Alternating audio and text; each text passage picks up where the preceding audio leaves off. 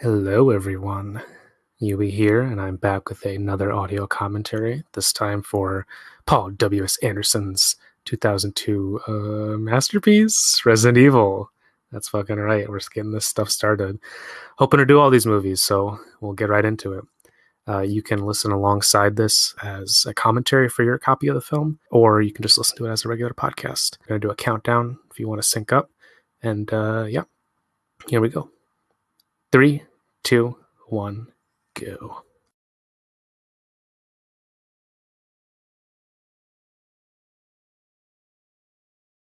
Oh, screen gems. Only the best of cinema. Very, for some reason, it feels like everything in the 2000s, at least the early 2000s, had to be steely blue. This is a very steely blue film.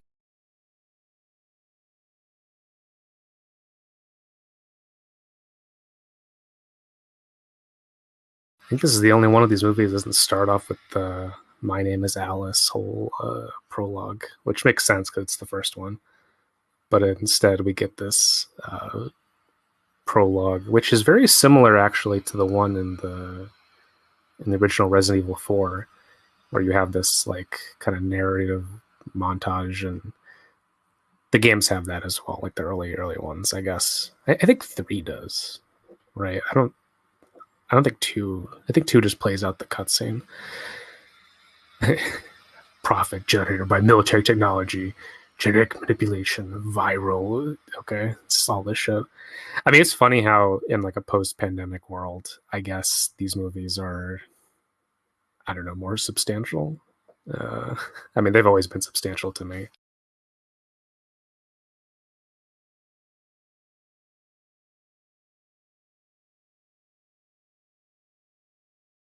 Yeah, from what I understand, this was more or less going to be a direct-to-video movie in some ways, but I think because of like the test screenings, they decided to put it in theaters. At least it's what I remember. But yeah, they shot all this shit in Germany, and I think most of Paul's movies are shot in Europe, or I don't know. I guess Monster Hunter is shot in a desert somewhere. Yeah, see, I really like this. Like, this is like a classic Paul W.S. Anderson shot.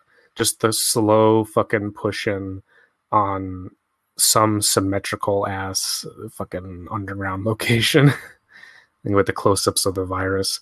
I always like this shit in movies. That this is in this is in Mission Impossible 2 as well, where you've got like, how do you tell which is the good virus and which is the bad virus? Well, one is blue and one is green or whatever. Like, I don't know. I mean, I don't assign values to blue and green really. I mean, I guess green is good, right? But blue, I mean, what blue is bad? Like, for some reason, again, it is very video gamey, but I would imagine like, oh, the bad virus has got to be red, right? I don't know. It's stupid either way, but I love it. I look at this cool bit where you see the virus begin to travel throughout the complex. So I guess it's airborne, but then it's like transmitted via bites once it's actually infected with people. I don't know. I mean, I know in the last movie, like the cure is also spread airborne. I'm not a fucking genetic scientist, so I don't fucking know. But the guys who made this movie definitely aren't genetic scientists either. Yeah, this too, because when you first watch this, you see the I don't know, like the outdoors from where they're working, and you think, oh, like they're in, I don't know, like some kind of above ground building, but actually they're in the underground umbrella complex. Now here we get the whole security camera motif. Now Anderson loves this shit. He loves staging stuff in these discrete, hermetically sealed complexes and having like this huge surveillance apparatus that can follow the characters throughout. Um, and it's a handy way to orient yourself geographically. It feels very Langian, where you kind of always know where you're at in the complex. And all these Resident Evil movies are probably the best example of that.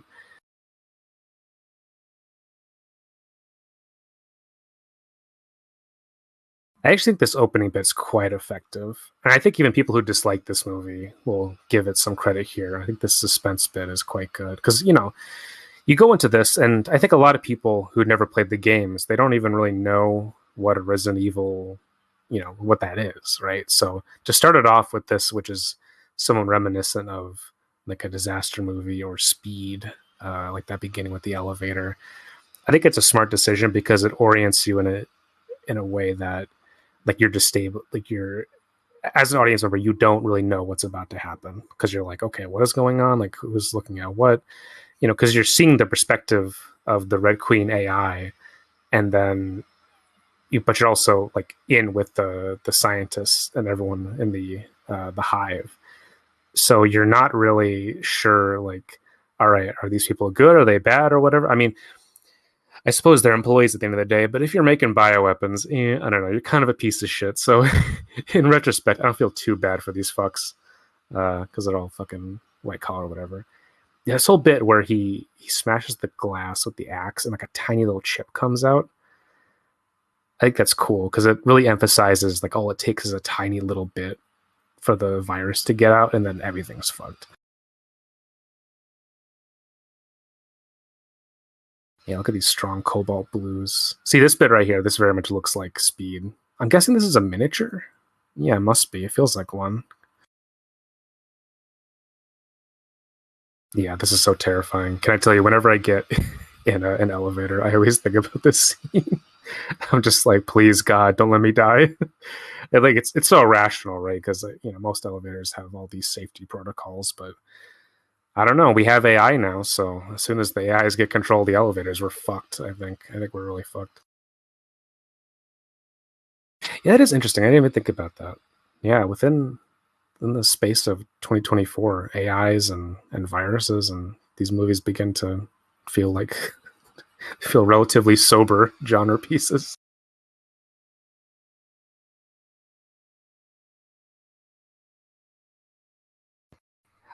Something that Anderson gets from James Cameron, I think, is the use of like computer graphics. All his movies that feature kind of modern settings, they always have these cool uh, sci-fi displays of readouts and monitors and all that kind of shit. He does like that.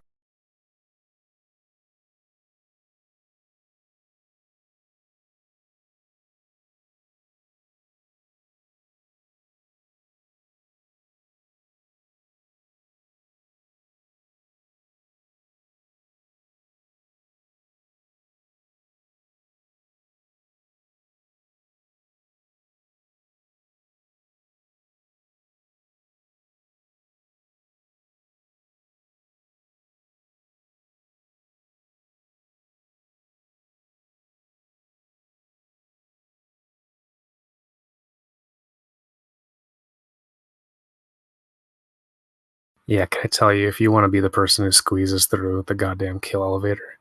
See, I don't understand this either. So, like, is the Red Queen just fucking with them, right? Because the Red Queen's just like, all right, I'm gonna kill your asses, right? Like, that's the whole point. So why like kind of give them the illusion of hope, but then be like, actually, I mean, the Red Queen's like has like the mind of a child, I guess, but I don't know. It's like almost like setting ants on fire with a magnifying glass.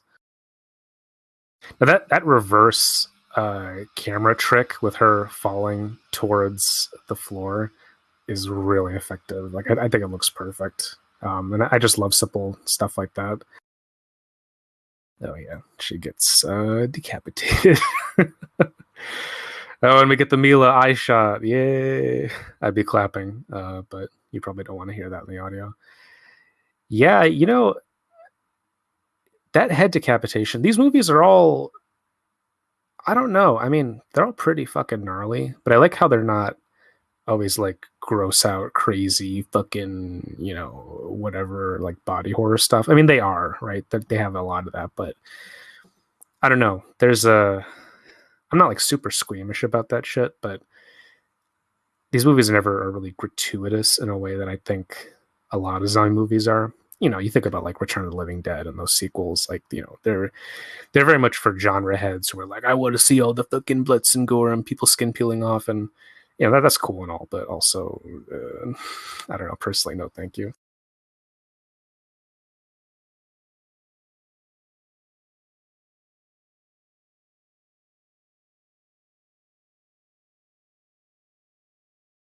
See, I think this is another disorientation tactic where, now you're introduced to the main character, but you don't know if she's really the main character or, she's going to get killed too.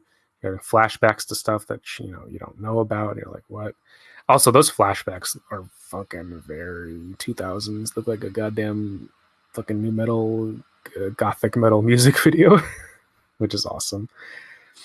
Yeah, so this whole bit here, so we got like the mansion, and we never really get a great exterior of it.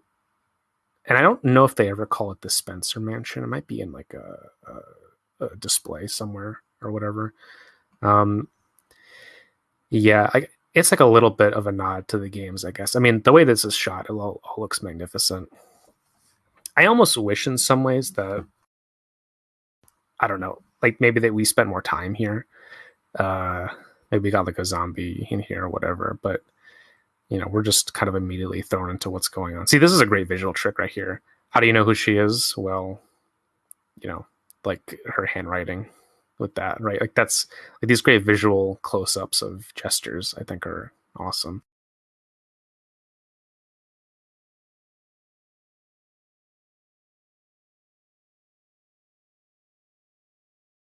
Yeah, I don't know. You guys tell me if you feel any different. Would you have your gun cabinet right next to your clothes in your drawers? I mean, I guess it's a good place, but yeah. Also, I like how she chooses just like the most fancy party dress to walk around in. Maybe that's the only thing there, but there was like some shirts in there earlier. I don't know.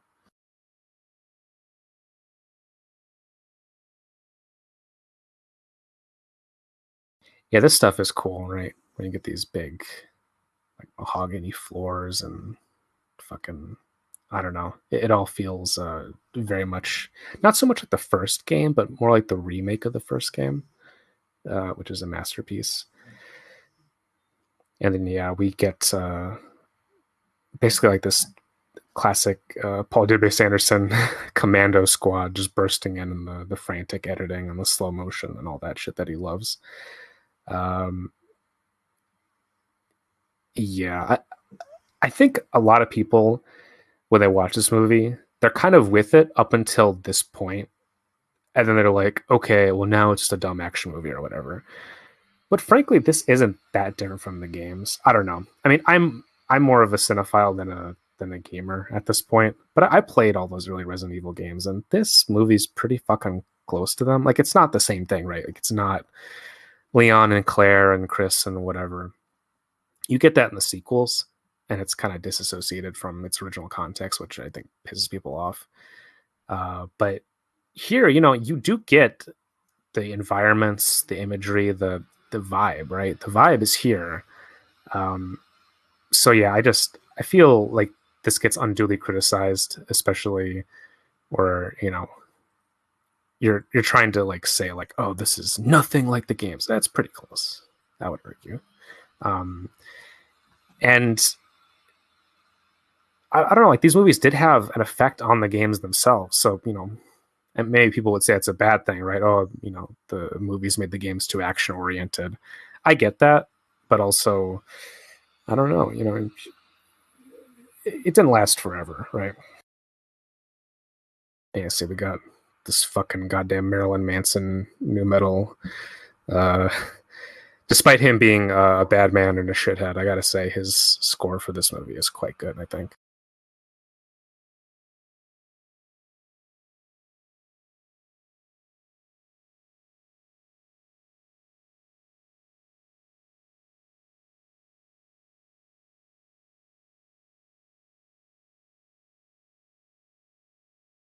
Yeah, these umbrella soldiers, I almost wish that one of them was like just Hunk from the game, but it's fine. They look like him. Anytime someone in a movie got a bunch of goons wearing a gas mask or a motorcycle helmet, I think it works. I think it always works. That's like a trick uh, that film directors do. You just, how do you want a goon? You fucking just put them all in, like, have them all wear black. Uh, Also, I think it helps for them to like. It's almost as if the gas mask, the big googly eyes, they're expressive while still being non-expressive. So your eye has somewhere to look at, um, but you're still kind of like denied the empathy of these characters. Now, what I don't understand really, what I would question, is the fact that they wear all their gas masks into the facility right here, right, and then they take them off, and it's like, okay, guys, like, what? Why don't we wear them inside? Like, I understand, not having them outside, but like, what? Why take them off inside? Again, who gives a shit, right? It's a movie. We're here to have fun. I don't know when Michelle Rodriguez did Girl Fight. I think that was sometime in the early 2000s. But this to me, what this is 2002. Um, Fast and Furious was like '01. So like this is her first big role, I think, after Fast and Furious. Um, and I don't know. She's in Retribution again, of course, for various reasons. I quite like her in this. I mean, you could tell why Anderson put her in this movie and cast her. It's because, Anderson loves aliens. He loves James Cameron. So he's like, I'm going to have you play the female James Cameron Vasquez character. And I don't know, like Michelle Rodriguez is weirdly, it feels like a role that she's born to play. And she's played it just in like dozens of different movies. I would like to see her and Anderson work together again. I think she's a good part of this like retinue of like commando people that he always loves. See, this stuff is cool, right? Like this whole tram. I mean, it's smaller, right? But the tram here, I mean, this is from the game. This is like exactly from the game. So I don't really get like the criticisms of like Anderson basically didn't pay attention or whatever. I mean, the way that characters move throughout a space, the way that suspense is built, it very much feels like those early games to me. Because this movie itself, like the other ones, get more action heavy. This one, there's a lot of suspense. It's really a horror movie. Like there's action, right, as much as there is in any zombie movie. But more or less, like I don't know. Like if you want the games, this is close. I think. What is it? You have uh, that reboot, Welcome to Raccoon City. I think a huge problem with that is that they wanted to be so close to the games, but they were also trying to tell the story of Resident Evil 1 and Resident Evil 2 at the same time. And I don't know. Like that movie has a lot of good qualities to it, but fuck, like it overshot the mark. Whereas with Anderson, I think he always has a control over what he's doing. He knows that keeps it, his budgets, they're not ridiculous. I don't think he has a single movie that's over 2 hours, right? Like he's, he loves making B movies. And I think with that reboot, they wanted to make this huge epic story, but they only had like an hour and 40 minutes or whatever to do it. And so you had all these fucking characters and they all felt like anonymous. Whereas here, when some of these characters die, you're like, all right, I don't give a shit, right? Because it's, not Leon or Claire or whatever. But in that other one, you don't really want anyone to die, but also all the cast are named people from the game. So there's a kind of preciousness that sinks in, which is, just doesn't work for this type of movie. Um, yeah, I don't know. You know what? Maybe I should do a commentary for that Raccoon City movie. I would want it to be more than just critique, right? I would want to talk about good stuff in regards to that, but I would enjoy seeing it.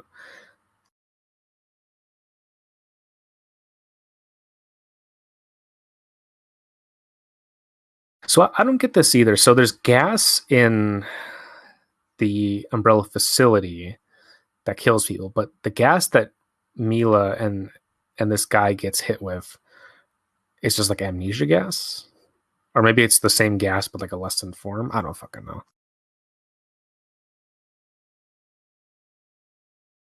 I'm also trying to parse. I don't want to spoil anything if you guys haven't seen the later movies, but Mila's character in this is revealed to have like a lot more of a involved backstory, and I don't know. I just think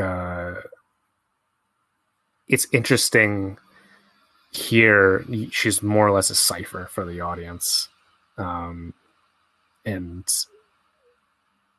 yeah, I don't know. Like she's not really the character that she becomes. Whether you want to call that retconning or whatever bullshit. It doesn't mean anything to me, but they're trying to read the later films back into this one. I think it still makes sense, but obviously they had like a skeleton here they would later flesh out.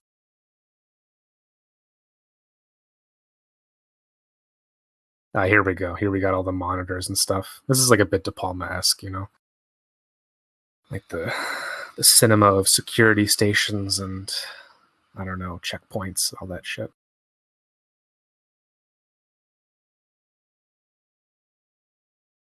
Yeah, he does a lot of like push-ins that he doesn't really do too much of later in his career. Later, he's much more.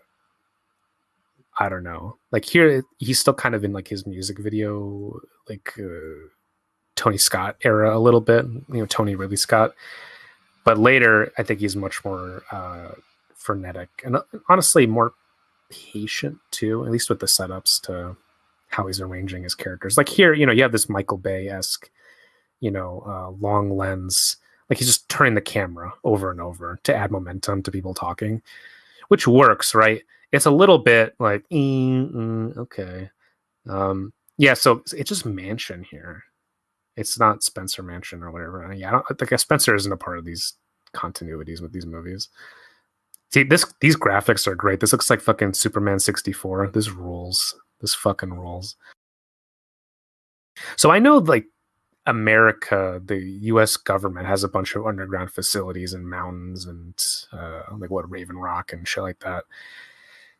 God, some corporations have got to have some kind of umbrella-esque maze, nightmare, hellhole of a facility. See, this is great though. You circle around, and then you're back right where the characters are at, and the exposition goes by super smoothly, and you're reacquainted with what's going on, what's happening, like who's going where, what's the focus. That kind of stuff Anderson has always been really good at. He's able to do it without it feeling like redundancy.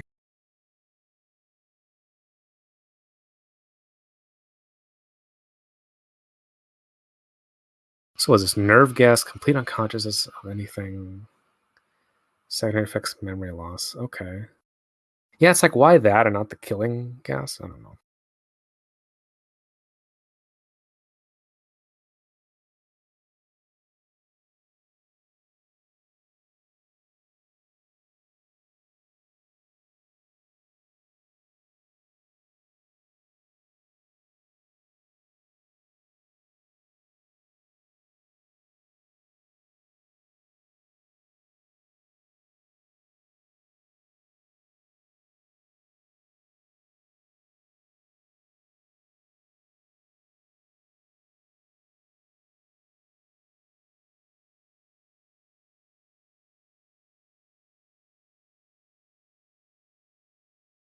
Yeah, Colin Salmon is in so many of these types of movies. He's what is it? He's in this AVP, a whole bunch of the Brosnan Bond movies for some fucking reason.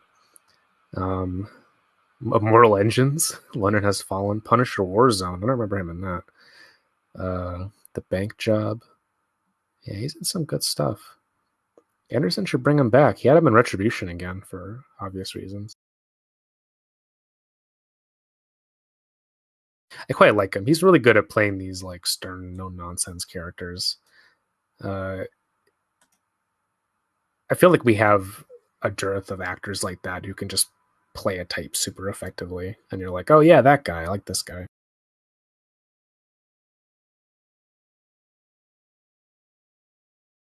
Yeah, see here, I don't know. Like this isn't not how is this different from the games, right? Like you have this like tactical room clearing, like pointing lights everywhere, that kind of stuff. Um, I think it's pretty nice.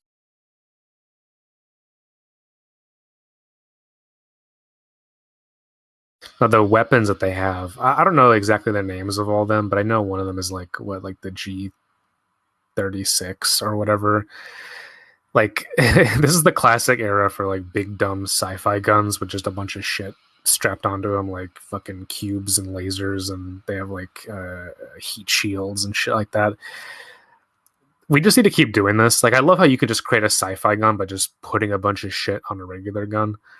I think what's his name? Goddamn, Neil Blomkamp does that a lot too in fucking what's the movie?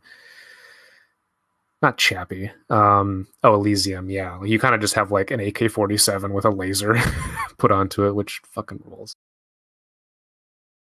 So here you got this whole bit where like the section is flooded, right, and you have the zombies in the flooded.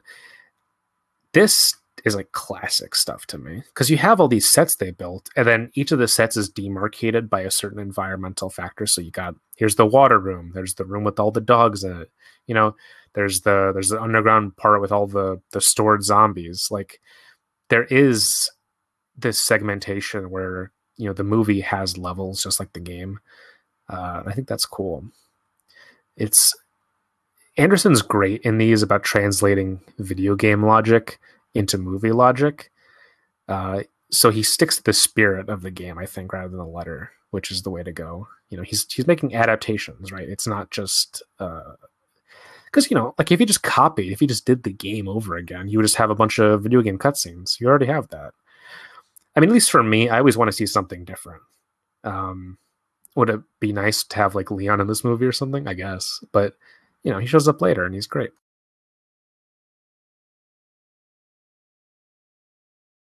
Now, see this guy who turns out to have betrayed me later. Like, God, this guy's such a fucking chud.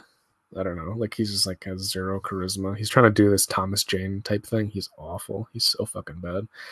When he gets killed later, it's you know, it's very welcomed. Now her fit here, which has got the leather jacket, uh, and like the red dress, fucking iconic look. She looks so cool. She's got the boots too.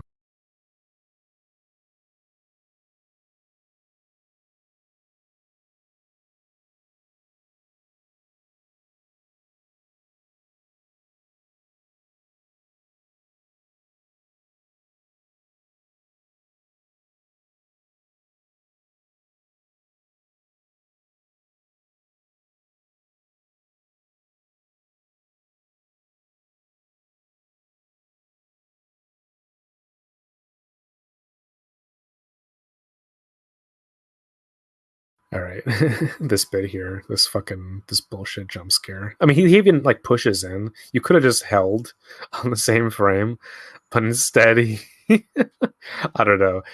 Is it cheesy? Yes, sure. I love it though.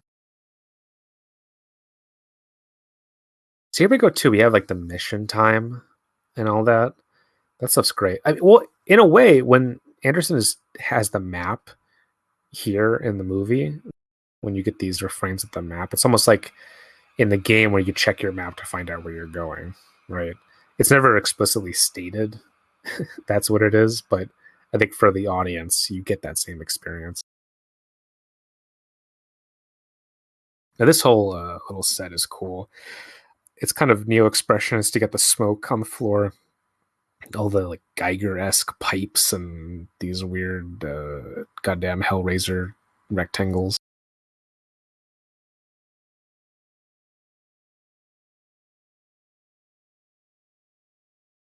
Halon levels are non-existent in this room. What the fuck is a halon? If you're a scientist and you listen to this fucking commentary, tell me what a halon is. I have no clue.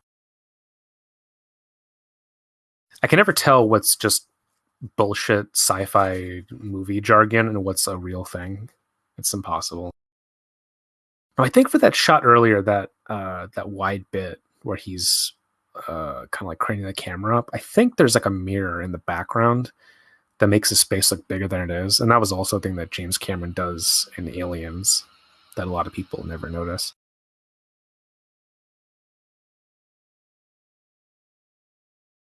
Now, see, this is from the games too, right? Where you have like they just keep a monster in a fucking closet, and it's like, oh, don't open it, because you walk by it in the game and you're like, damn, I sure hope that crazy beast doesn't come out. Then later you see it, you walk by and the whole thing is broken, and you're kind of you're set up to be like, oh no, what happened? I don't know, guys. If you were making a bunch of genetically engineered zombie monsters, where do you keep that shit, right? You kind of do have to build this whole facility because you don't want them getting out, but you also, you kind of you just need all this space. I mean, you can't buy like a fucking U-Haul or like a storage. You need you just need like a privately owned fucking complex. I wonder how much money it would take to actually build one of these things. Because I mean, the American government's built at least dozens of these underground complexes. For like a corporation, would anyone know if they did it? Like, I'm trying to think of if that ever showed up in the news. Mostly they just build up yachts and God knows what else. They don't really build down. We need to build down, folks. That's right. Explore the Earth, the Hollow Earth. Let's not forget.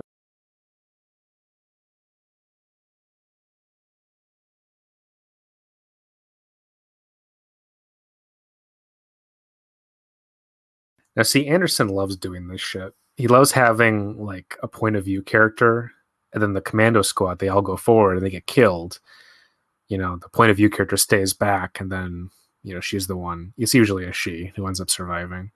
Um, it's kind of, I don't know. It's like him merging like Predator and Alien and all his favorite movies together.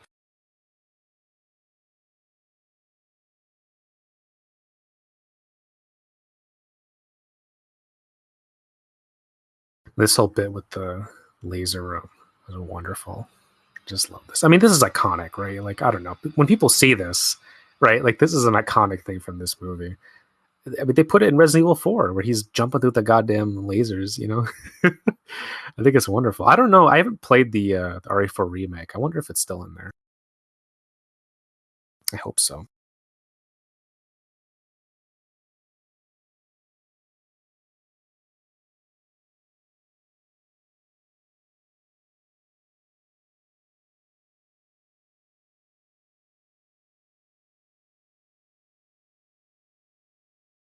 Oh my god. These 4x3 computer monitors, they really take me back. What's great is that when they come back to here in the final chapter, those 4x3 monitors are still there. It's good attention to detail.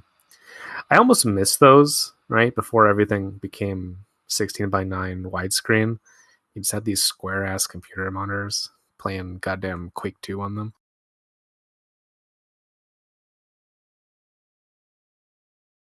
Speaking of game adaptations, I'd be surprised if in the next 10 years we don't get some kind of Doom movie, maybe a Wolfenstein movie. I think those are really ripe. I mean, I know we already had a Doom movie with The Rock, but that shit is not good.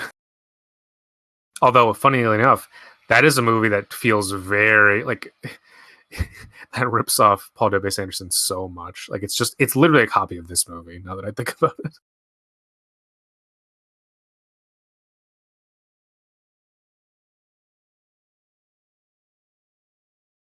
Now this shit is great. This is an awesome set piece. Dude chops off his fucking fingers. Oh, it's over.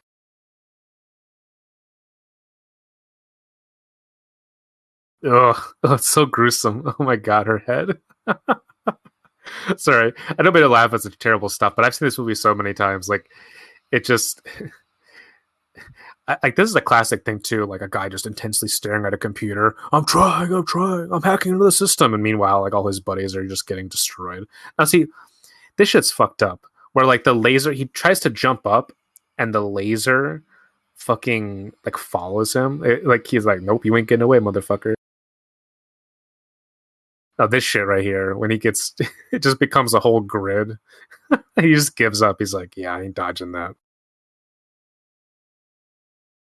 You got to wonder at some point, like, why didn't the computer just do the grid one just to chop them all up at the same moment? But yeah, I don't know.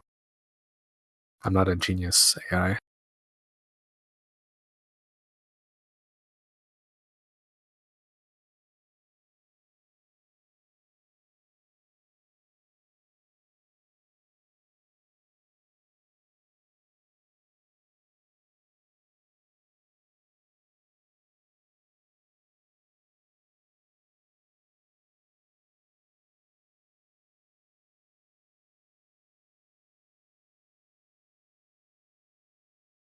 Yeah, I kind of wish the scene was like a little bit less played out in close-ups. I don't know. I guess if not to play like backseat director or whatever, because Anderson's a genius. Like I'm not gonna deny him any of that. But at least with this, right? I would I would kind of it's like you build the set, right? My philosophy is if you build the goddamn set, like I would want to shoot it as much as I can. Like I don't want everything to be like 2 inches from someone's face. Which like obviously he's doing a good job here. I'm not complaining, but I always notice that when it comes to certain directors where it's like, oh my god, we spent all this money, we built all these huge sets, and then half of the movie is just fucking close-ups. Like, I'm sorry, but that's just not good. Like, show off the money. Come on, you have this set. These people worked hard. I mean, I think this movie does a great job just showing all the intricacies of what they did build. Because I think, yeah, most of this stuff is sets, and there's like some stuff in like a German train station.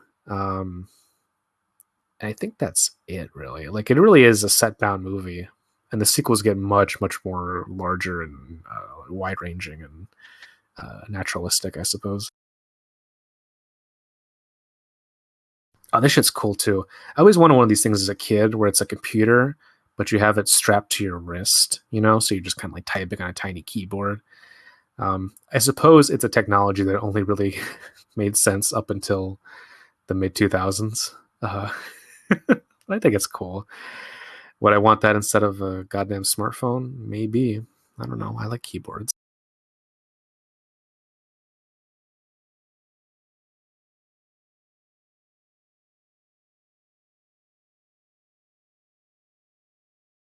Okay, now I will say the Red Queen CGI here. I don't complain about CGI ever. I don't give a shit about that stuff. But the CGI here is it's a little. I mean, it's an AI, so the weirdness, I guess, makes sense.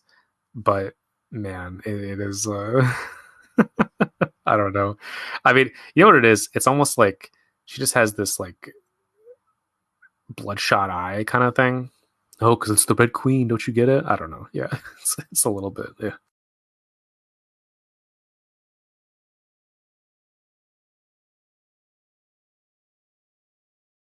You're all going to die down here. I forget why she's British. I don't understand that.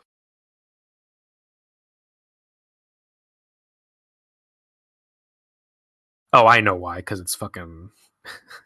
It's the computer AI female voice lady thing that every goddamn sci-fi thing has since Alien. I think that was one of the most ingenious things I Ridley did.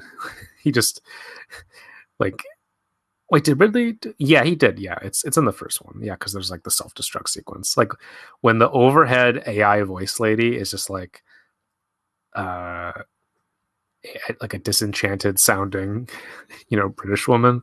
There's something about that is, like how many video games have that? How many movies? It's everywhere. It's like one of the biggest tropes, which I'm fine with. It rules. I think in one of the Alien prequels, really fucks around with it a little bit, and he's like, "Oh, actually, now it's father or whatever," which is probably fucking meaningless, but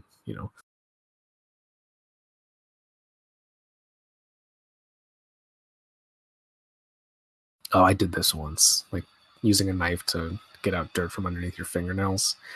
Yeah, I wouldn't recommend it. Not that I cut myself, but I'll tell you, it's it seems a little dangerous. I'm not super clumsy, but I think we all have our moments. See, if you look at her gun here, it's like a submachine gun, but it's got all this fucking bullshit attached to it. It's so you're kind of convinced, like, well, it must be like a space gun or whatever. I think that's also like a German. I don't know, like some kind of German submachine gun. I'm not really a gun person, but I just know basics from movies and games, I guess.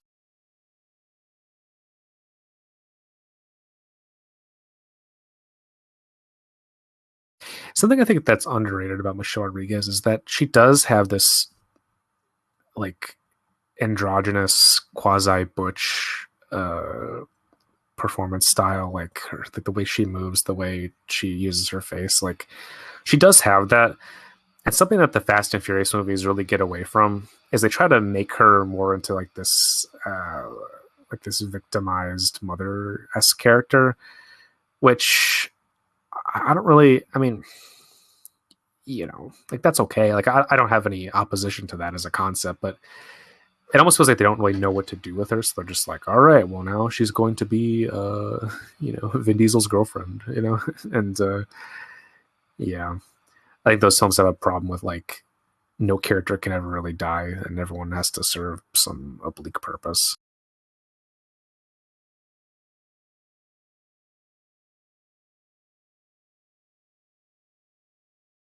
Now, people always complain about the zombie movie bullshit where fucking she got launched. That shit was so good. I love, dude, when someone gets yanked back on wires in a movie, it's just one of the best things. Um, yeah, people always complain about, oh, in a zombie movie, people never shoot in the head first or whatever. Frankly, I don't know. Say you have a gun, say there's a quote unquote zombie looking person in front of you. Are you really like just going to shoot someone in the head? Especially like someone right? You're just gonna be like, all right, I'm gonna pop your ass. Most people, I don't think would. I think most people would be like, "Is this really happening?" There'd be kind of be like a shock or a disbelief, and then yeah, like quickly afterwards, I think you'd figure out like, all right, pop him in the head, right, that kind of thing. But yeah,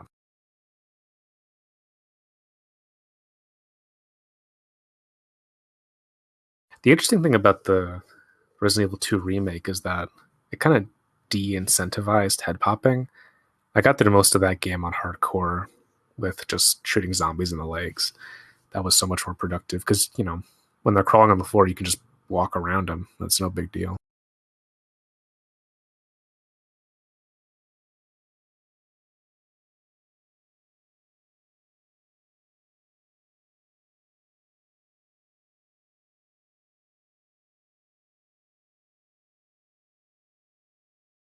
Ugh, Spit's fucking terrible. Or like his ankle's broken, but he's dragging around an axe.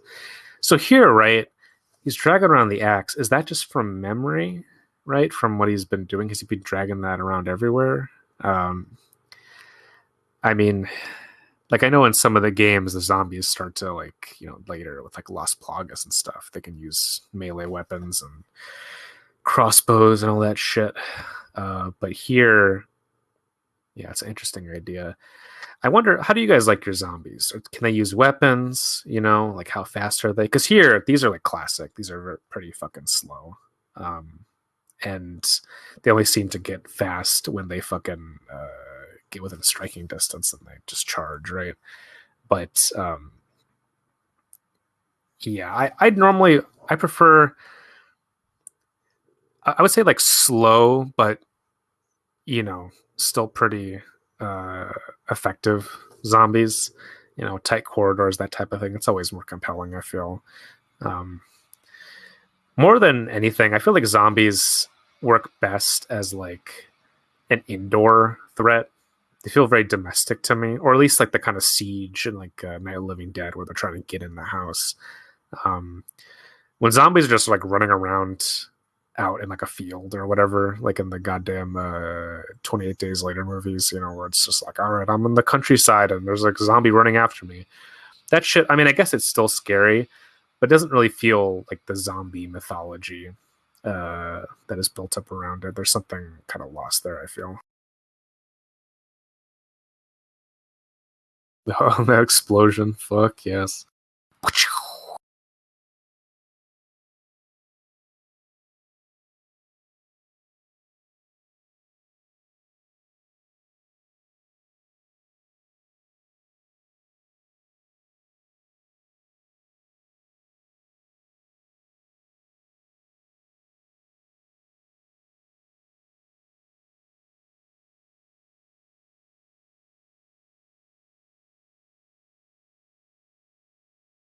Oh, here's a great bit of suspense too. You got the zombie on fire. He drops the keys in the manhole, and he's got to fucking, try to finagle his way to get out the handcuffs. Now, see here, you have like some quasi over the shoulder shooting like shots, and I think those are interesting. Nowadays, you see that a whole lot more, but back then, 2002, not really that much.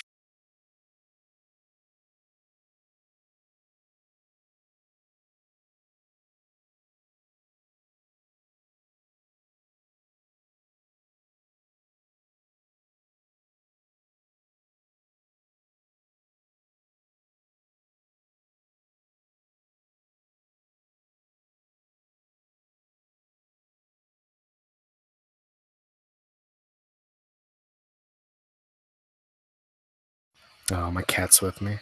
He wants to watch this movie too. Hey, buddy.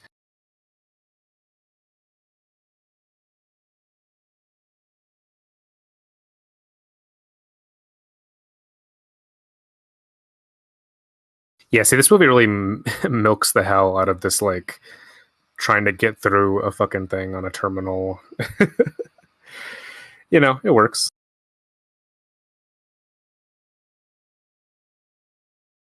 Oh, this is great. He opens the thing and then all the zombies just fucking swarm him. That's awesome. Such a good gag.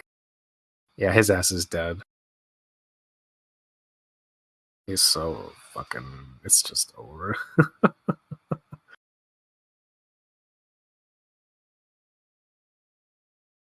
I always wonder the thing. So, like, zombies usually in movies know not to eat each other. I would almost be interested to see, like, yeah, zombies. I don't know. It's like if they're just hanging around, there's no humans. Like, do they start feasting on each other? I mean, I guess they just aren't appealing. They don't taste good to each other, but whatever.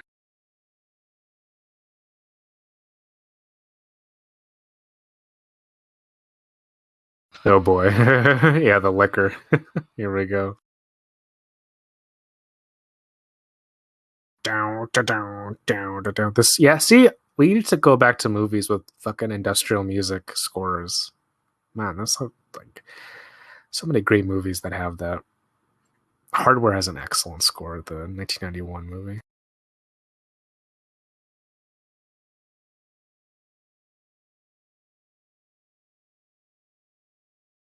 I think this movie is also, it's like a great, it feels like a low budget. Oh no, it is a low budget movie, but it doesn't feel like one really because they're really, it's about navigating the space of the hive, right? So you are going to return to sets, so you really get the maximum utility out of each set. You know, you're able to, you know, you build something, you're able to really use it to its fullest extent.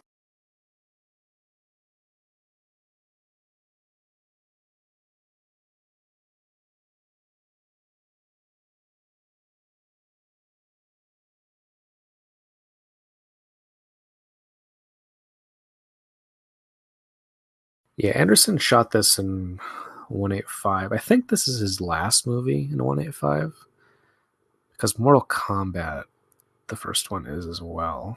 I forget if Soldier is or isn't. But yeah, I don't think he has a single 185 movie after this, which I kind of prefer. I think he's good with scope. There's some directors who I think are usually better with 185. Here, I mean, I think it works because like the movie's a bit claustrophobic, a bit cramped. Maybe maybe CinemaScope would have like you know expanded it out a bit too much. You could see more of the scenes. You do kind of have to build sets around your frame, right? So if your frame is too wide, I don't know, you got to build wider sets.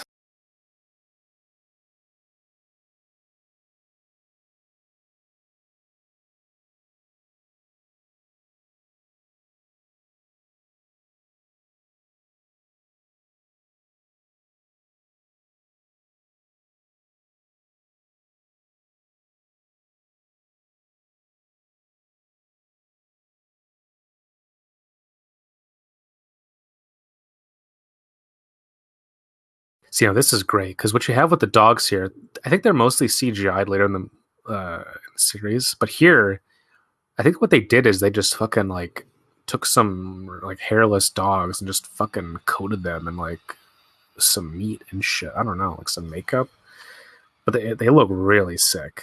Like they just look incredible because like, you're just watching it. That's a real fucking dog, you know. Like your brain can tell. Like there's like some CGI doubles, obviously, for some crazier scenes. But yeah, a lot of this movie is just really ultimately practical.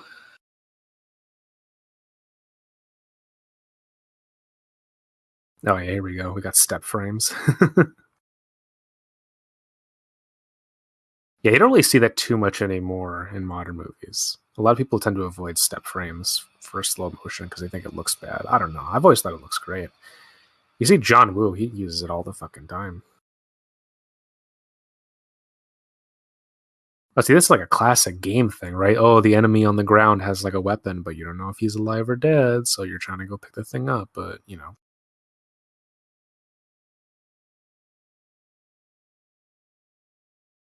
Dude, that dog shot itself like a fucking missile.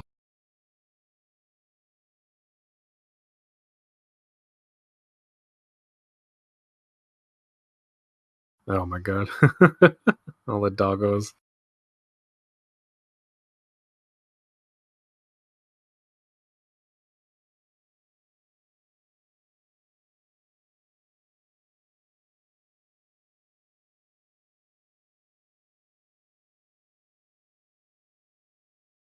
Oh, I love this. We see the umbrella fucking branding on even the bullets that the officers are carrying.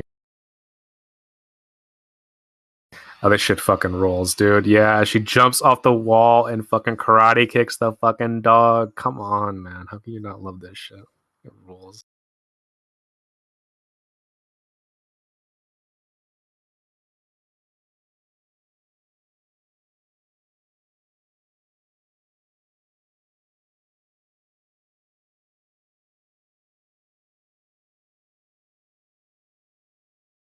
Yeah, see, it's interesting because Mila is, she's on the poster. She's the star of this movie. But what I would say is that, she's oddly like not too much at the center of it. There's a lot with the other characters, which I think thankfully the other movies rectify. I mean, why would you want less Mila Jovovich in your movie? Although I guess at this point she wasn't really a superstar yet. What she had done like Fifth Element and shit like that. She had shown up in Dazed and Confused, I think.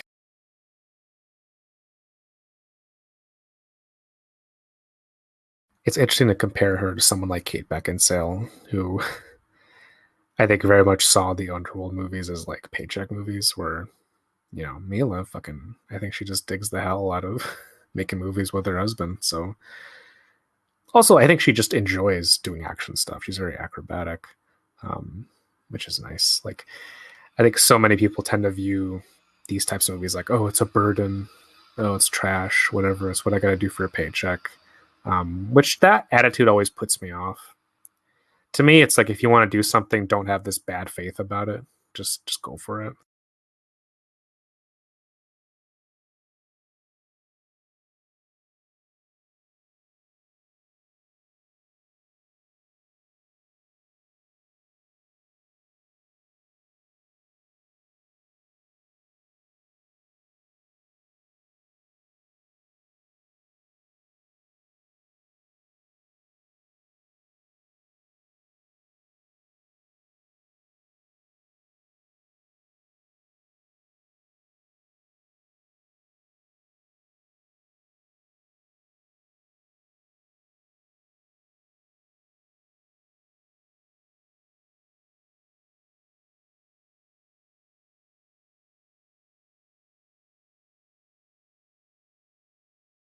Oh, what did she beat her with? It's like she fucking hits her with a goddamn like a paperweight, like a crystal paperweight.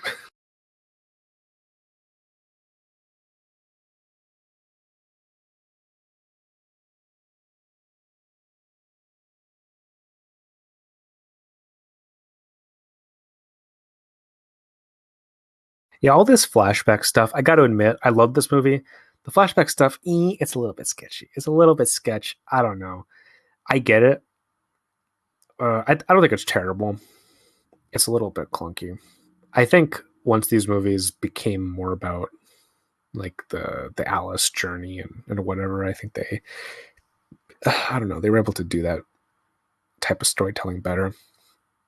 But here it's like she's a character with no interiority, so the flashbacks effectively mean nothing to us as to who she was before she had amnesia or any of that. Like we're just never left to really get who she is because I mean at the end we do get like a determination from her, but up until then she's really a blank slate.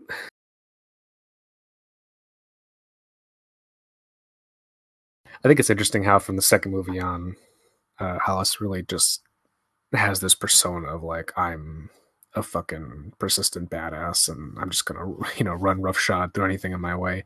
Also, I think the character develops humor, right? Where she's kind of like, all this stuff is kind of absurd, but I'm here to kick ass. There's a relaxed badassery that she has. Yeah, whereas here her performance is very much like it's a little bit too earnest, it's a little bit too reserved, I guess.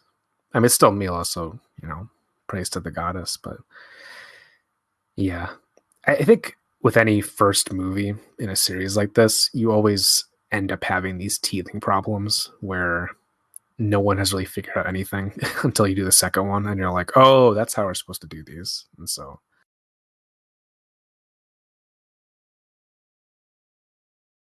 although I think they never really figured out what they were doing with the goddamn underworld films. All those mostly feel like just cut from the same middling cloth.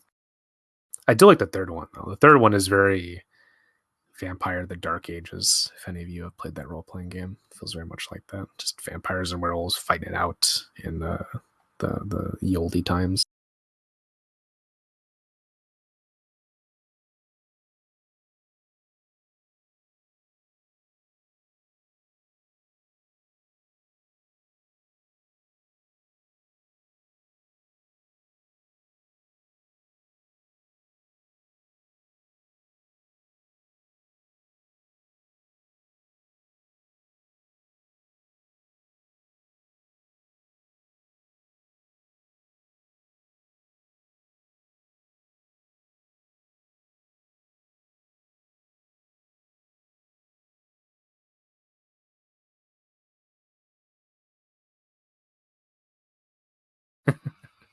God, this kind of dialogue. I always respect actors who just try their best to sell this kind of shit.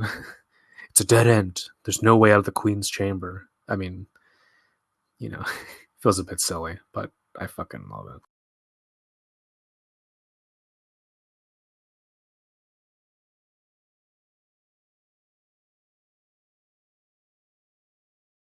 Oh, I love when fucking movies do this, where it's like, oh, this thing is gonna happen in under an hour, and then you look at the runtime, and it's just under an hour.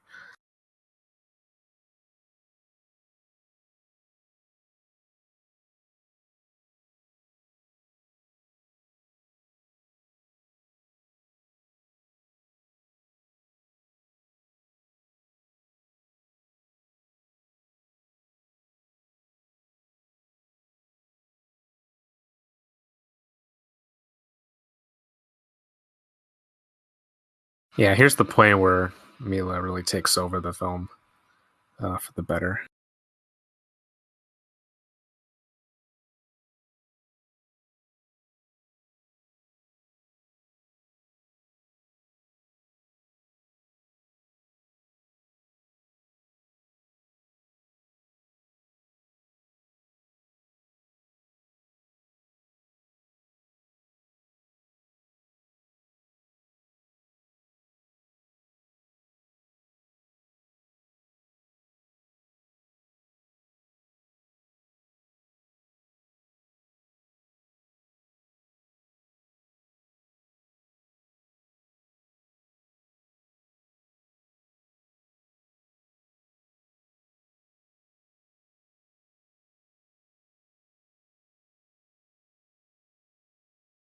I did warn you, didn't I? Yeah. Okay, so we have the female British AI voice lady. What are the alternatives, right? I feel like there's undiscovered potential here. We gotta try new possibilities.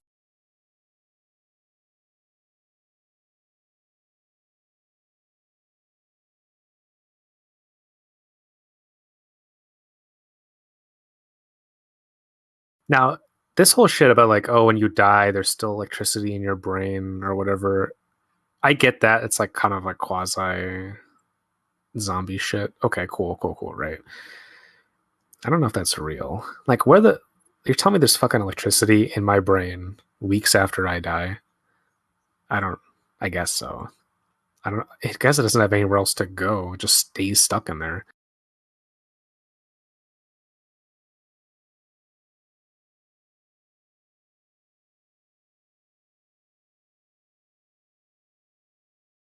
God, that's such a.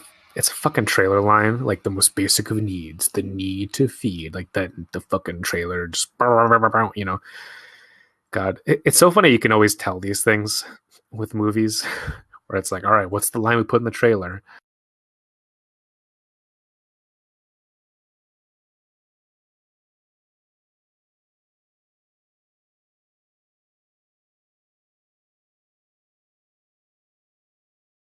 the virus. Okay, so the virus changes from airborne to bloodborne depending on the environment.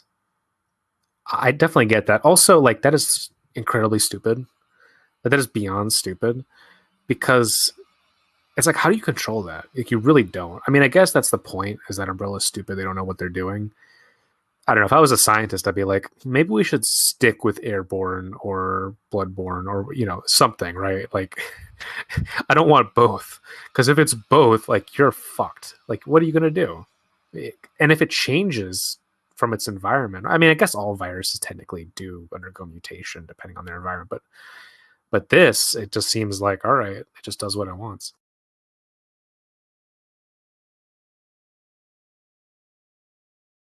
Yeah, yeah. Go in the dark hole. Look at this. Yeah, I love this. This reminds me of the Albert Pion movie Cyborg. This rainy fucking sewer. See, this movie even has the fucking sewer level. Every video game has that.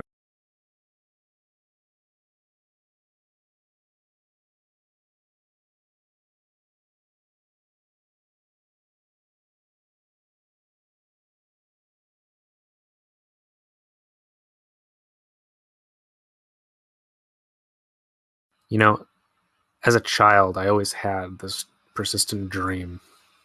Most of the time, in my dreams, I end up like exploring places, like exploring cities or I don't know, just like like beaches or deserts or something. I'm always looking for stuff. It's just a common thing that I've dreamt about for all my life. Um, but when I was a kid, especially, I would always have this dream where there'd be a normal door in just like a regular place, like a restaurant, or there'd be like a bathroom door or anything like that. Uh, but you would walk into it, you'd open it up, right, and it would lead you into this seemingly infinite complex of tunnels and like there were like all these industrial machines going, but there was no one operating them. And it always felt like a place that had just been abandoned by like a bunch of workers who were there, and then they just all vanished by the time you opened up. But like, so you'd like have a door for a bathroom, and then there'd be this whole facility behind it that couldn't possibly be there, right? Given the space. And so it had this like surreal Alice in Wonderland vibe. But I would always have these dreams, and like my mission, I guess, was I was trying to like find out like, oh, where'd everyone go, and movies like this really remind me of those where they just have these like huge underground facilities and tunnels, and they just go on for ages, and they're full of stuff. Although these obviously have more of a persistent, immediate threat.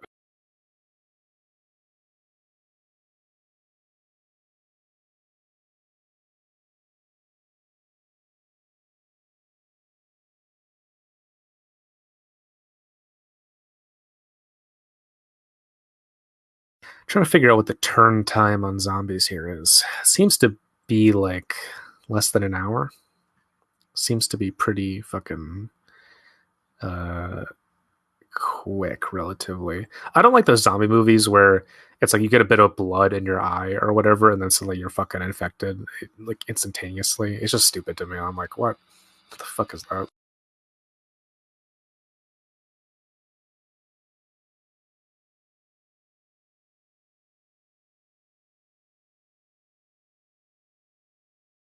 Don't you get it, guys? It's Rain. Her name is Rain, and she's raining blood on these zombies because she's despairing. Do you get it? uh, I've never met someone named Rain. I always think of Blood Rain, the video game, which has very bad adaptations, directed by one Yui Bowl. It's funny. I think people, what they think these Resident Evil movies are, is what the Yui Bowl video game movies actually are. Like when you compare them, I'm sorry, but there's just we should be thankful for what we have with Anderson. At least he has a fucking vision for these goddamn things. That's not just a bunch of goddamn nonsense. See, I love this bit where they're walking on the catwalk of the sewer complex. It feels so video gamey.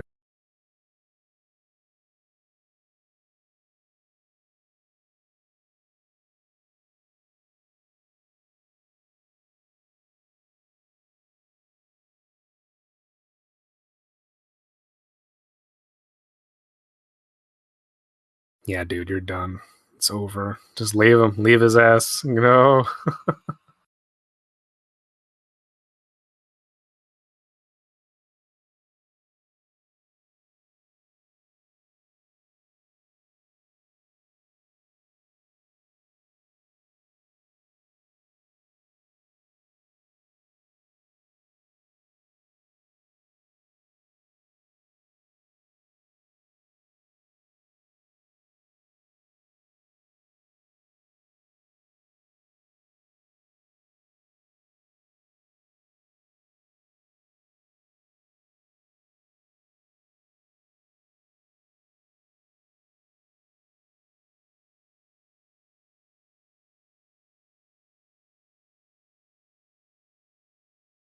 You know, how do these zombies end up in the sewer anyway?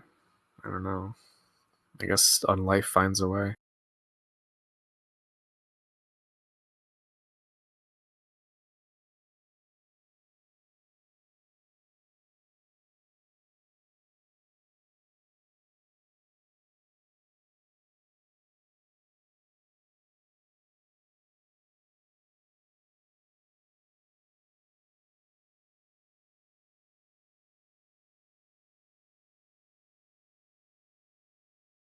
I feel like in the 2000s, having a zombie survival plan or whatever was really popular. I remember talking in school with other kids about it. Like, what would you do if there were zombies? You know, like we didn't fucking know what the hell we were talking about, but it's almost like one of those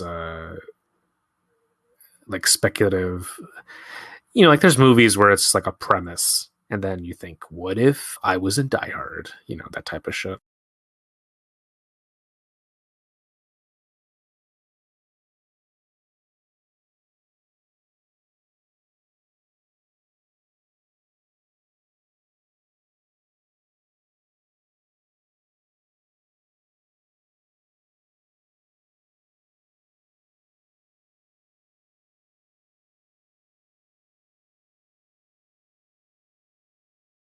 Here we go. This is also a video gamey thing where you have like a fucking air duct or whatever that's perfectly human sized. I wish air ducts in real life were like this. They were like the Mission Impossible uh, air vents. I think it'd be a lot more fun.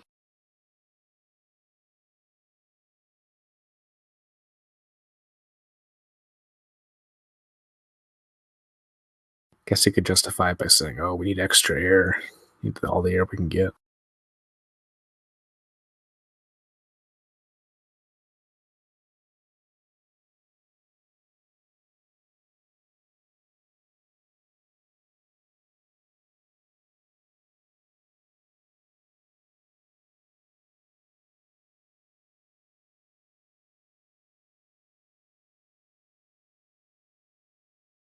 Now, for the liquor here, it's like, okay, is the CGI great?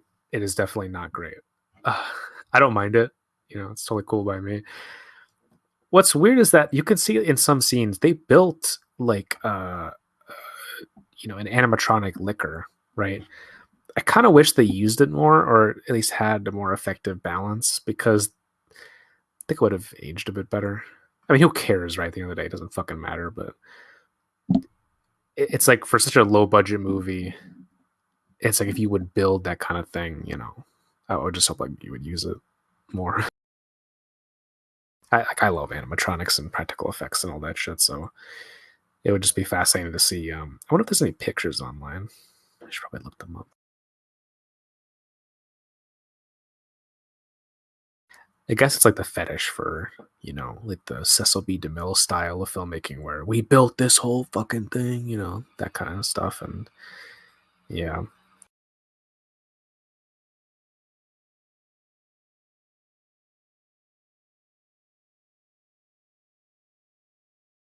this is a pretty cool transition where they go from the ruined version to uh, where she's looking at like I guess her memory of what was going on before.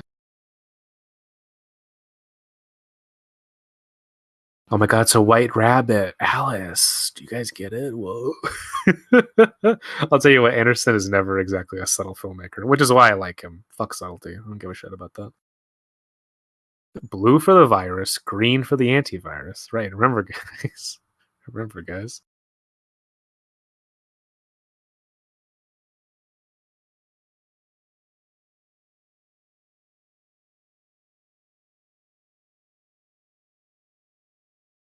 Now, I don't get this. It's like, oh, there's a cure. Okay, so I guess it's a cure if you get bit. Um, but if you die and then you become a zombie, that's not, you can't cure that, right?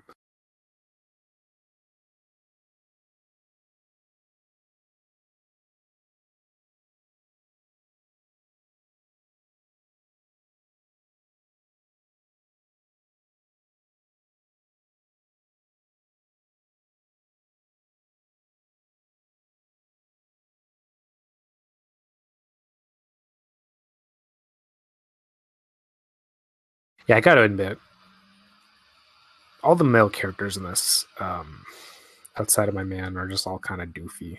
They're just really like, they look like a bunch of cornballs. Uh, I think the later movies really stepped up in that regard.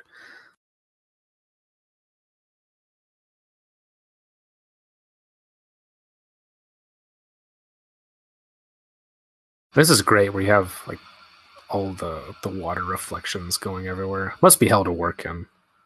It's not the water as in, Jaws or Water Worlds or whatever, but still must be a pain.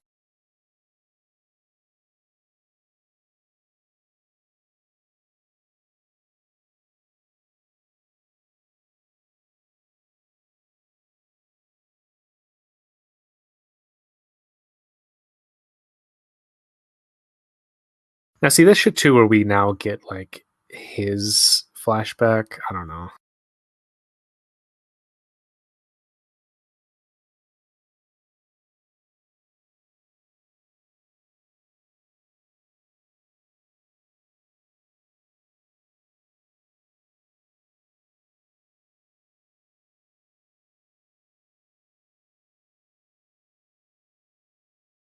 Now, see this bullshit with like him contriving this whole scenario, dude. It's like, why didn't you just not get hit with the fucking gas in the first place, dude? Dude, you see, it's like he fucking no. See, he's not even wearing a mask or anything. It's very strange. Like, it doesn't really work at all. He's just a bad dude. Also, like, I don't know if you work in a lab and like this dude in a black leather trench coat was walking around with a big ass bag, I'd be a little more suspect. It's like he has this whole fucking grand plan, but he didn't account for the nerve gas. I don't know. He's kind of bad at his job.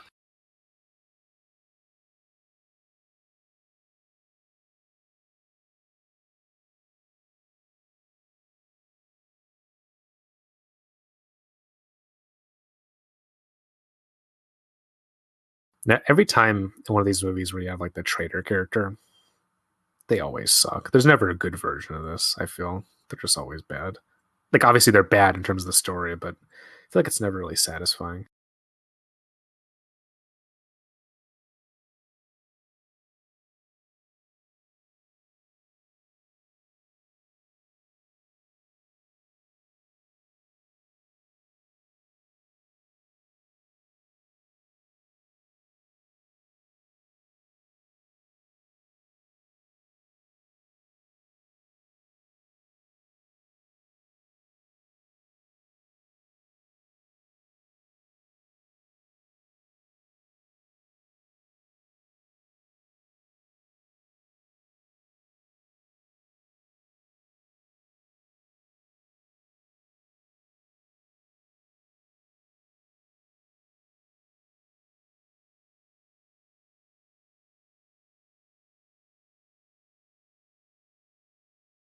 I don't quite get his motivation. So he's like, nothing ever changes. Like, don't rat out the company's secrets. But he's like, he's aware that it's bullshit, Like it doesn't quite track. Is he an asshole or is he just a cynic? Whatever.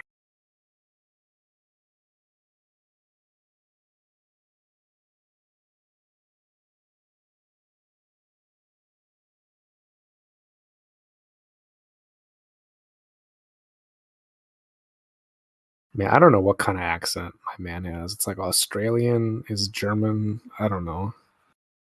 It's very weird.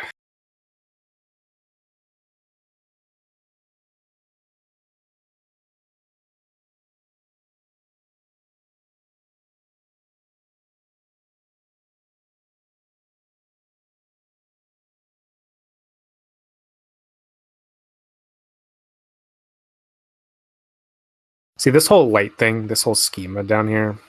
I mean, this is like a director's trick or a cinematographer's trick, either way. I mean, how do you make a scene like this more inherently interesting? Well, you just fucking put a bunch of reflected lights off the water. It just makes things look better. It's free mise en scène.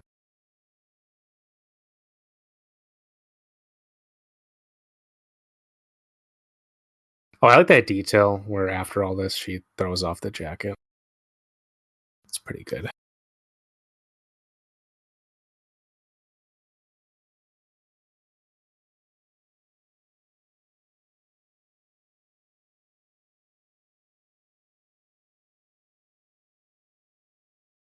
Yeah, see, this whole bit here in the train station, it's all practical stuff. I feel like nowadays all this would just be like, all right, now you're in the CGI hell zone and fucking nothing is real and everything is permitted. So I don't get this. So he's like infecting himself with the the antivirus, right?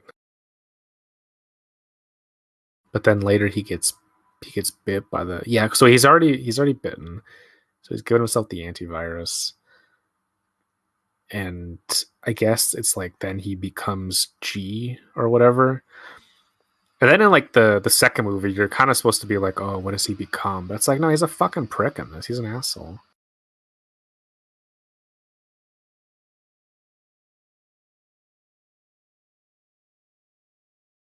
Oh wait, no, he doesn't become it. The other white guy does. Sorry, no, that's my man, the liquor. Oh lord.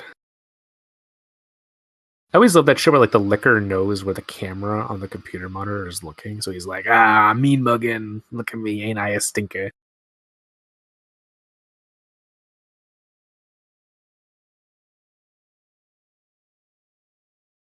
I don't understand this. Now that it is fed on fresh DNA, it will mutate. Okay, whatever that means. See here for these close-ups of the mutation, you see like they built some kind of animatronic creature. I would like to see it. Just saying.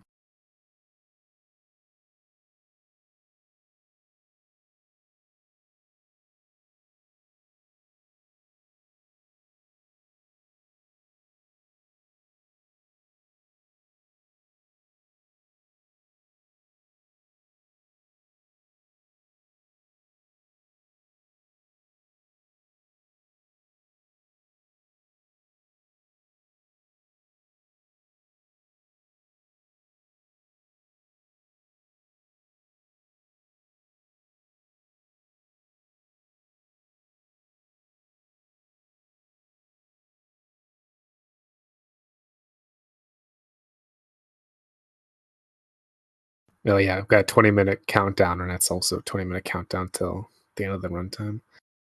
It's good stuff. I wonder if directors, when they try to do that uh, in real time stuff, I wonder how much they have to cheat. Because I guess you could just cheat whatever you want in the edit, but still.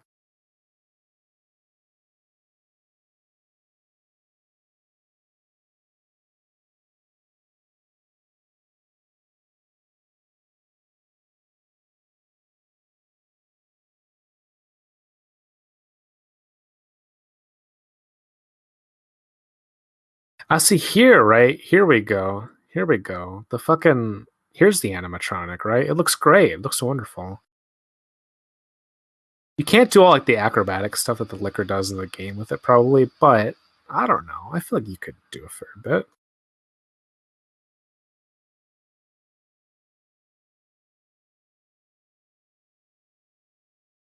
Yeah, the liquor kind of it goes from like a creepy crawly thing and ends up turning more into like a horse or something.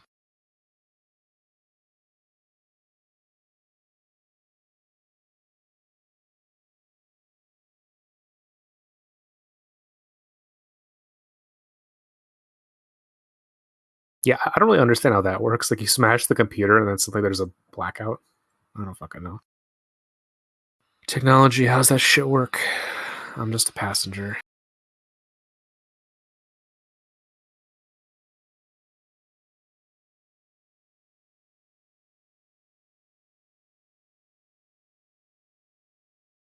Oh, he fried her. That's right. Sorry. I forgot about that. So it's just serendipity that he fried her at the same time he smashed the computer monitor.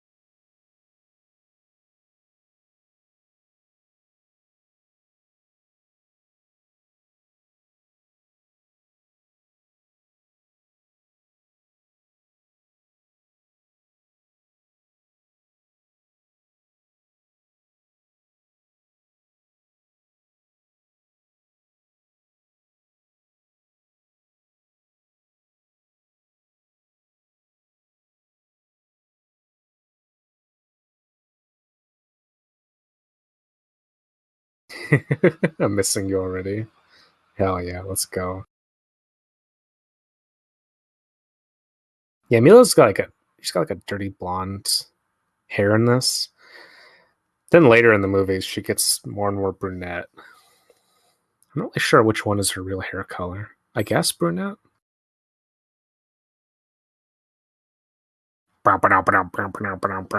Yeah, well, yeah, dude. Fucking buy this shit on CD when I go to Best Buy. Oh wait, they don't sell CDs anymore. Fuck.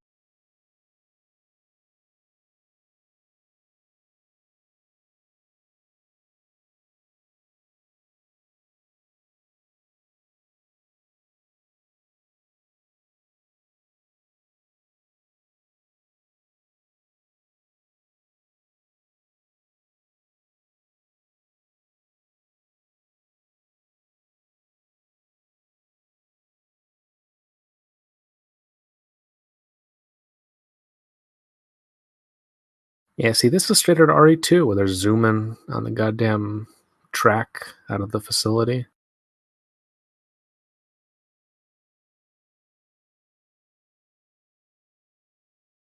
Oh my god. Yeah, Mila has such a baby face in this movie.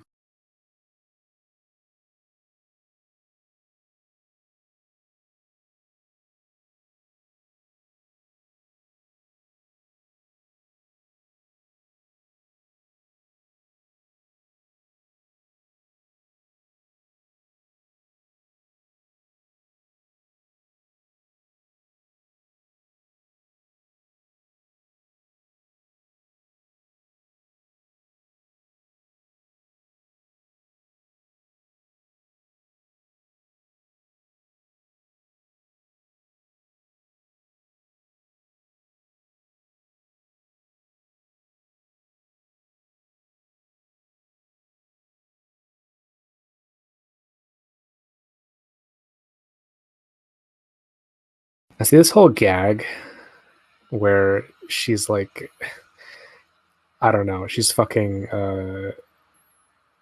like just pretending to be dead, and then she's like, "Oh boy, well, here we go." I don't know. I kind of wish they kept her alive. Doesn't really matter though. She shows up anyway later. Now, this whole bit where like the monster just is scratching around the outside, it's pretty great. Oh, he chomps. I like this camera movement where it's like the camera's kind of wide angle, turning around Mila as she points the gun everywhere, and this light is showing from all corners.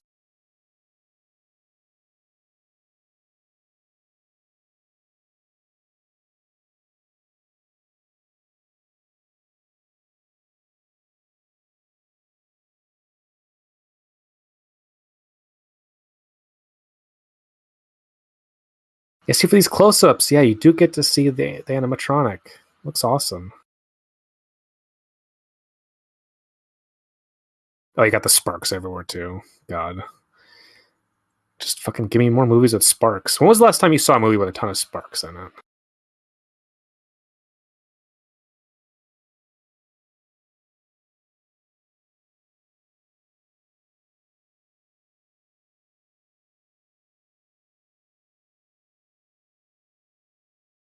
Oh, this is great. Fucking getting the tongue. Hell yeah.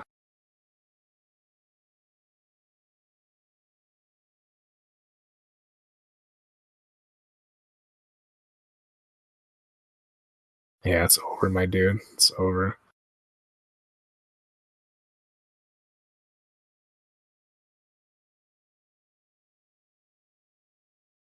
Must be fun for actors who get to play zombies, right? You get to kind of do the whole fucking thing, the whole shebang.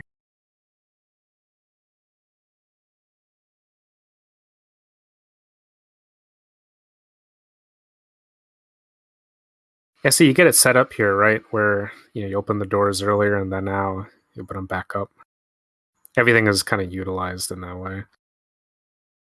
Dude, they set that motherfucker on fire with the electric rail. It's kind of comical where he's just left dragging behind.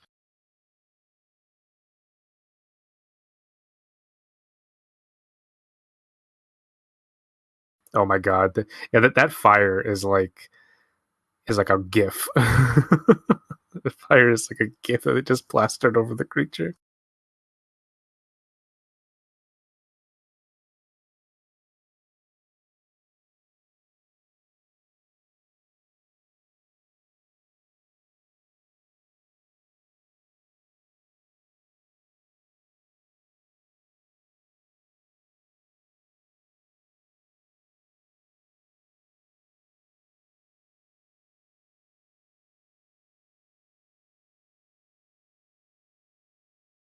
No, I like about this is okay, yeah, you got the escape. We're about to get on out of there. Alright, let's go. Now, what I don't get, I know in the games, like, is that they set off a fucking nuke. Oh wait, no, no, no, no. Here they don't explode it. That's right. It just shuts down and they escape.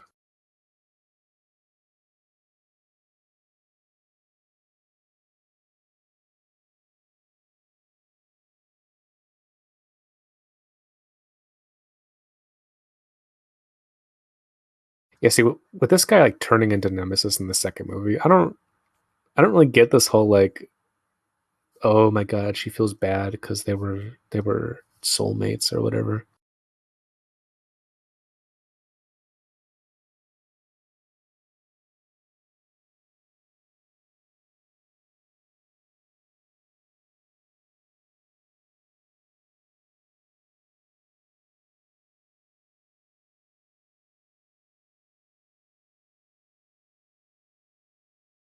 Yeah, love all the dudes who rock up. They're just like, take them away.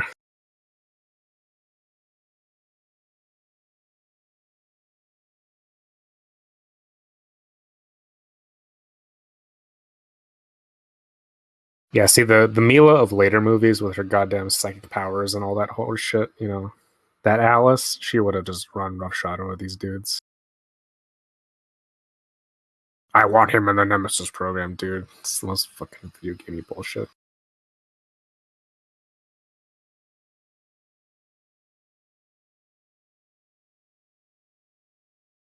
It would be cool if they did do yet another reboot of the series. It would be cool to see them do like a Mr. X.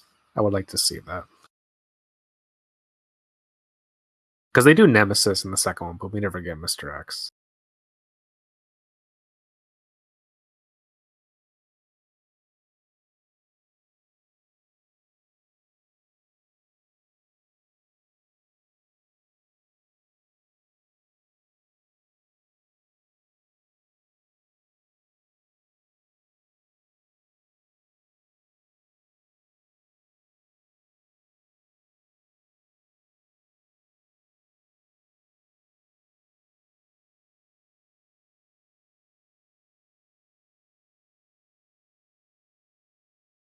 Now, this whole bit at the end, I gotta say, I love this. It's very eerie, very creepy with all the stuff hooked up to her.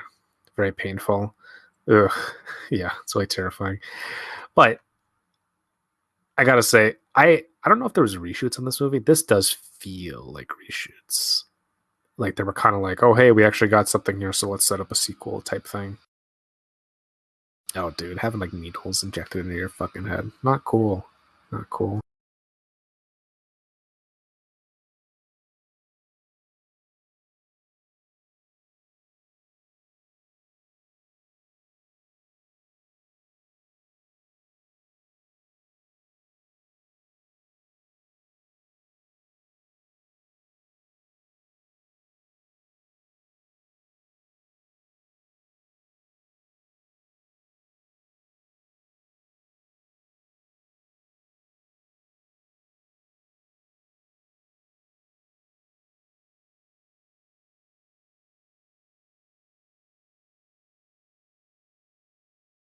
I gotta admit, I kind of like Mila with the side cut here.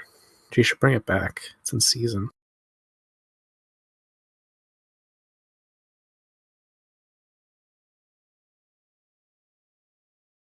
That dude, that fucking that goddamn cardboard cutout of a dude walking into a fucking foreground. That shit's good. I hope during this commentary, like when I'm making fun of the movie, it doesn't come across as like I hate it or anything. I don't. I love this film. I really do. Just I don't know. It's just endearing in all the ways that B movies are, which includes limitations, of course.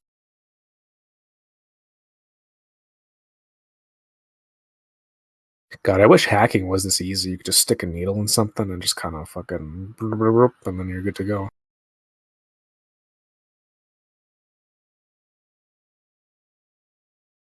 Something I think zombie movies love is just how hospitals are inherently creepy. You just don't want to be there, which is, I don't know, the experience of, I feel like every human being ever.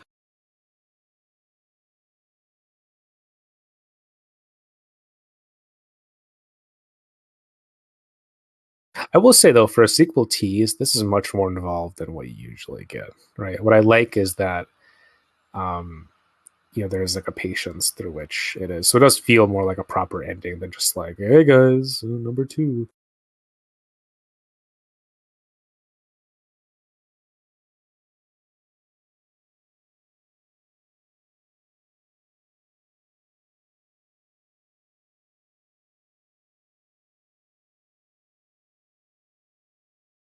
The dead walk, and they also speak.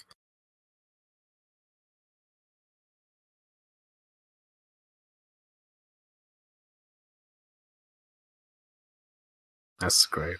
Let's get the shotgun cock.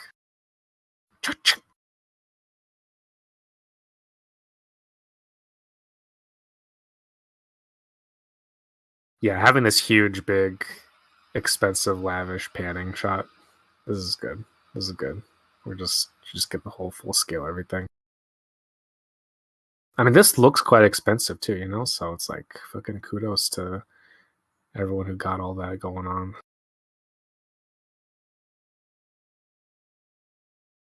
Dun-dun, dun-dun. Oh yeah, then we end with the fucking epic Slipknot song. Yeah, let's go. I actually do like this album. Yeah, this really cements this as a bit of new metal cinema.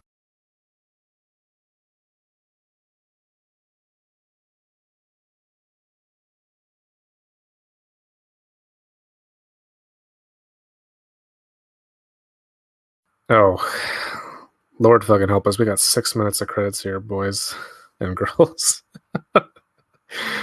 Oh dear, what to talk about? What to talk about?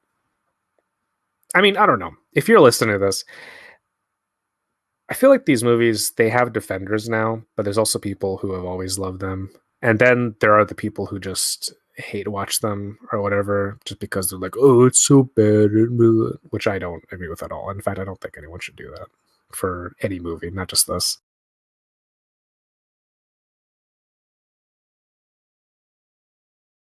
I'm just a bastard, but at least I admit it. Fucking epic, dude.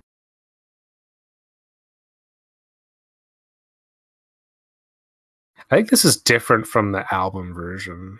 I don't know. It sounds different to me.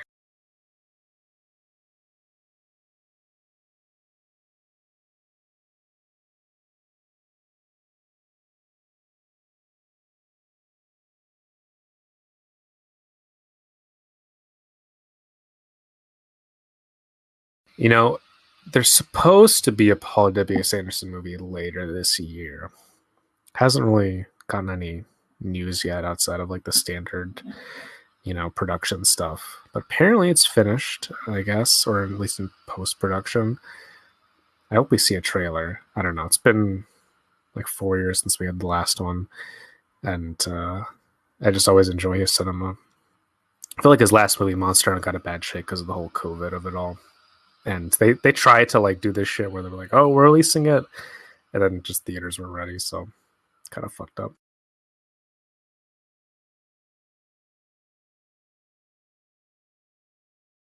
Yeah, see, prosthetic and animatronic effects, animated extras international. Yeah, creature puppeteers. Yeah, I was a puppet.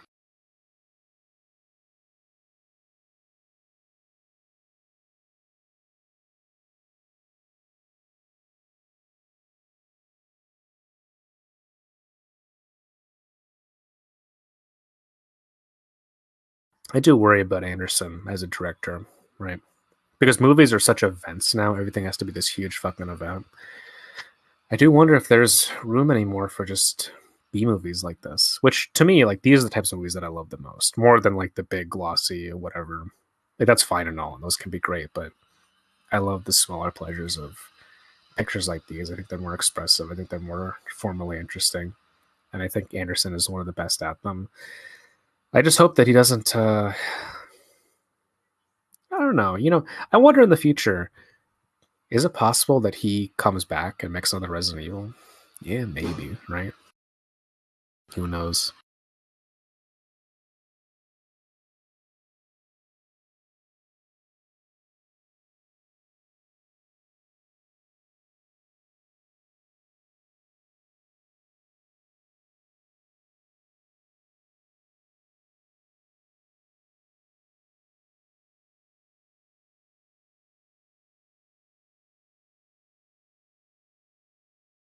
Oh god.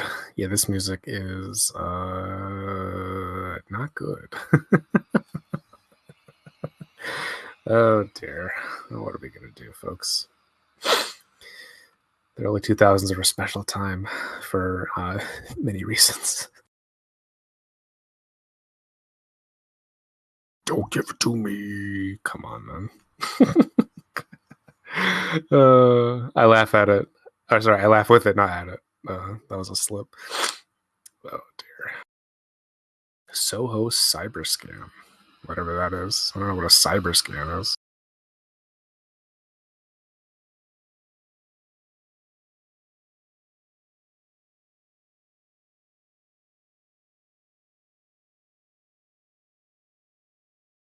Yeah, a lot of German crew. So this basically was like a huge German production with like some British people involved as well.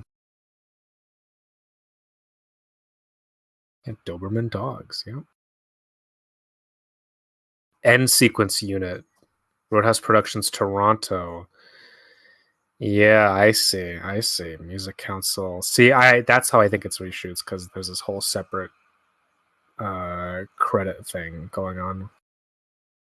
Maybe I'm wrong. I don't know. What the hell is a cherry picker? I don't know what the fuck that is.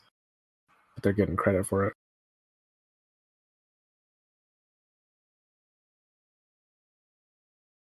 Yeah, additional scenes in Toronto. Okay.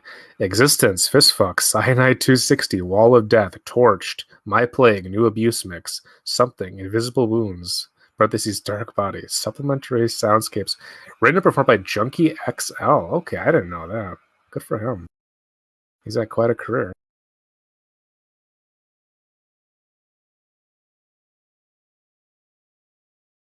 Well, everyone, that was the first Resident Evil. Uh, I enjoyed watching that again, as I always do. Um, yeah, look forward to the rest of these, which I should have more to say about, ideally. But this is where it all started. You got to pay respect to the classics. And this is a classic, no doubt.